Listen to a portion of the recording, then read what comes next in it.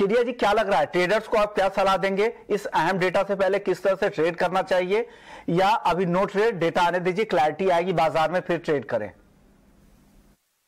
नमस्कार सुमन जी। डेफिनेटली अगर हम देखें तो मार्केट में कल की जो रैली थी वो काफी शानदार रैली थी, बट ये एक्सपेक्टेड लाइंस में ही है। हमने देखा वीकली क्लोज $18 के नीचे बिल्कुल नहीं जा पा रहा है, और जिस ढंग से डॉलर में गिरावट है, और आज के भी जो इन्फ्लेशन नंबर अगर YOY भी देखे तो यहाँ पे हम गिरावट देखेंगे जो कहीं ना कहीं सोने और चांदी को सपोर्ट करेंगे। बेस मेटल में भी जो सपोर्ट बना हुआ है ये कहीं ना कहीं चांदी को सपोर्ट करे। नो डाउट एक साइकोलॉजिकल लेवल $20 का एक सस्टेनेबल लेवल है, अगर ये तोड़ता है तो और रैली कर सकता है। तो टाइमिंग इंटरडे के लिहाज से अगर हम बात करें तो चांदी में बने रही है, 57,650 तक का लेवल मिल जाएगा। बट ध्यान रखिए फेड की जो मीट है उसमें रेट हाइक है, उसकी वजह से थोड़ा पुल बैक मिले तो वो बाइंग का चांस रहेगा थोड़े शॉर्ट टर्म पीरियड के लिए। तो ओवरऑल मुझे लगता है बाय करके चलिए 57,650 के टारगेट के लिए। जी, कॉपर में क्या लग रहा है? कॉपर में किस तरह से रणनीति बनानी चाहिए मौजूदा स्तरों पर? देखिए पूरे बेस मेटल की बात करें तो China market mid autumn holiday के चक्कर बंद है, जिसकी वजह से कोई बड़ा मूवमेंट नहीं था। बट हमने देखा लोअर लेवल से वापस बाइंग बार बार में लौटते हुए जा रही है, जिनसे डॉलर में गिरावट है वो भी सपोर्ट है। कुछ माइंस के अंदर हमने देखा सप्लाई कंसर्न्स बने हुए जो प्राइजेस को अपलिफ्ट करे। तो टेम्पररी मुझे लगता है कि प्राइजेस में गेन जरूर है बट लिमिटेड रहेगा। ओवरऑल रेंज 660-670 का है, उसी को देखते हुए 664 के करीब कॉपर को ले सकते हैं। अपसाइड लिमिटेड है बट 670-671 तक का एक बाउंस देखने को मिल जाएगा। इब्रा जी, आप क्या सलाह देंगे हीरालाल जी को? नेचुरल गैस में क्या करना चाहिए? ऑप्शंस में कोई रणनीति है क्या एनजी में? बिल्कुल, अगर हम नेचुरल गैस के पहले फंडामेंटल्स की बात करें तो पहले जो कंसर्न्स बना हुआ था कि नेचुरल गैस के अंदर सप्लाई काफी कम हो जाएगी तो भाव में बड़ी तेजी, बट हमने देखा कि जो इन्वेंट्री है वो काफी पहले से इंप्रूव हुई है, जिसकी वजह से प्राइसेस में तेजी जो थी वो रुक गई है। टेक्निकली अगर चार्ट्स पे देख रहा हूं तो 670 के ऊपर प्राइसेस बिल्कुल सस्टेन नहीं कर पा रहे हैं। तो मेरी सलाह रहेगी प्राइसेस के अंदर दबाव है, बेटर है हम इसमें बिकवाली करके चले। इंटरनेशनल में भी जो रैली आनी थी वो ऑलमोस्ट आते हुए देख चुके हैं। तो करंट लेवल पे 660 का अगर मैं पुट की बात करूं तो ये करीबन 3770 का भाव चल रहा है।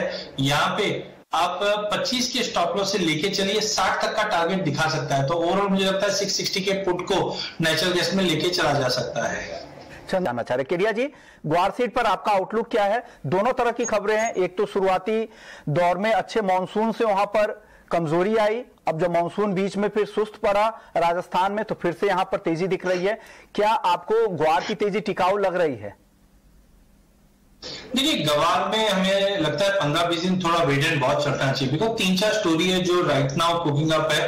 पहला है, अगर हम देखें जैसे अभी आपने भी बताया कि प्रोडक्शन इस बार अच्छा है। पिछले साल हमने लगभग 55 लाख बैग का प्रोडक्शन देखा था, जो उम्मीद है इस बार 1 करोड़ का फिगर पार कर देगा। बट रिसेंटली हमने देखा राजस्थान में Jhunjhunu district, Churu, north of Rajasthan, यहाँ पे हमने कुछ डैमेजेस भी होते हुए देखे, जिसकी वजह से यील्ड में ड्रॉप आता हुआ दिखाई दे रहा है। रिसेंटली हमने तेजी देखी, उसके इंटरनेशनल 2 कारण थे। जहां पे हमने देखा पाकिस्तान कि यहाँ पे क्रॉप डैमेजेस काफी हुई फ्लड की वजह से, वो भी एक गवार प्रोड्यूसिंग एरिया है, उसका सपोर्ट मिला। यूके ने फ्रैंकिंग के ऊपर जो सेल प्रोडक्शन है उसके ऊपर जो पॉलिसी बनी हुई थी, बैन बना हुआ था, उसको स्क्रैप कर दिया था, उसका सपोर्ट मिला। तो टाइमिंग मुझे लगता है क्रॉप साइज इंपॉर्टेंट रहेगा जो अगले महीने पता चलेगी। बट टाइमिंग मुझे लगता है 47-4800 काफी अच्छा लेवल है, यहाँ पे बाइंग करके चलिए। बड़ी तेजी 5150 के ब्रेकआउट पे आएगा, बट टोन पॉजिटिव है, जहां पे मुझे लगता है कि इंडस्ट्रियल डिमांड भी इंप्रूव हो रही है, उस पर भी नजर रखना चाहिए। तो दिसंबर तक भी लेके चले तो 4700 इज गुड टू बाय, यहाँ पे रिस्क साइड काफी कम है। किरिया जी, जीरे का 2 महीने का आउटलुक क्या है? देखिए जीरे में मुझे लगता है कि फंडामेंटल काफी मजबूत है, जिस दिन से बैलेंस शीट काफी टाइट है। पिछले साल भी हमने प्रोडक्शन में कमी आती हुई देखी, पाइपलाइन एम्प्टी है। इंटरनेशनल में भी कहीं पे भी, चाहे सीरिया, टर्की, ईरान, चाइना, यहाँ पे देखिए यहाँ की डिमांड काफी मजबूत है और इंटरनेशनल प्रोडक्शन भी कम है। तो मुझे लगता है ओवरऑल तो टारगेट मेरा 28,000-28,500 तक का है।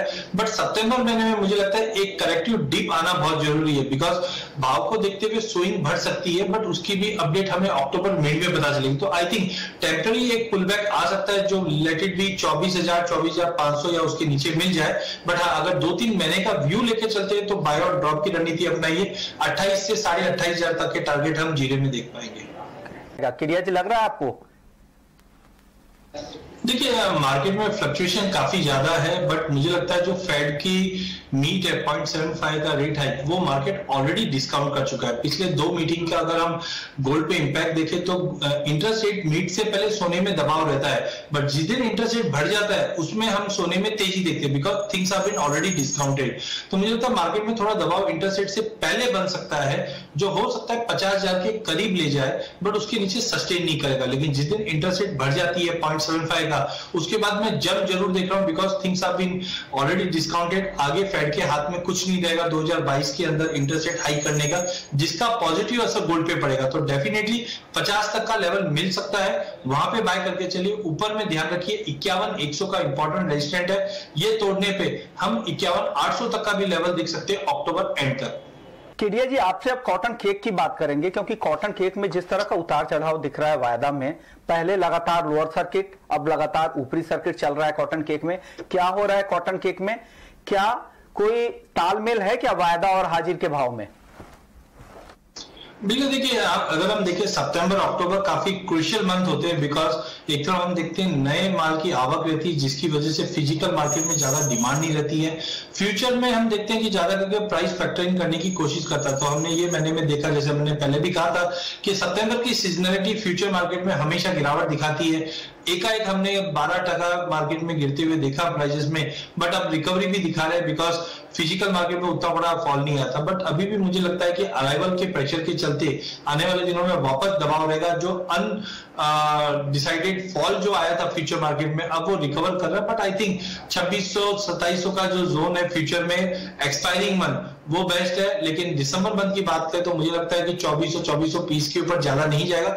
बट एक चीज ध्यान रखिए, जिनसे चंद्रशेखर सर ने भी कहा है कि इस बार का जो एक्सपेक्टेशंस है अराइवल्स के, वो एक इंपॉर्टेंट रहेगा, क्योंकि यील्ड में भी ड्रॉप देखी गई है, जो मुझे लगता है अगर 350 के नीचे की क्रॉप है तो ये कहीं ना कहीं कॉटन सीड ऑयल को भी सपोर्ट करेगा। No doubt edible oil sector में हमने प्रोडक्शन काफी अच्छे देखे, चाहे सोयाबीन की बात करें, चाहे पिछले साल मस्टर्ड की, वो प्राइसेस को चेक जरूर रखेगी। बट टाइमिंग अगर दिसंबर वायदे की बात करें तो मुझे लगता है 2250 से करीबन 2400 का जो दायरा है, इसी दायरे में मार्केट ट्रेड करेगा।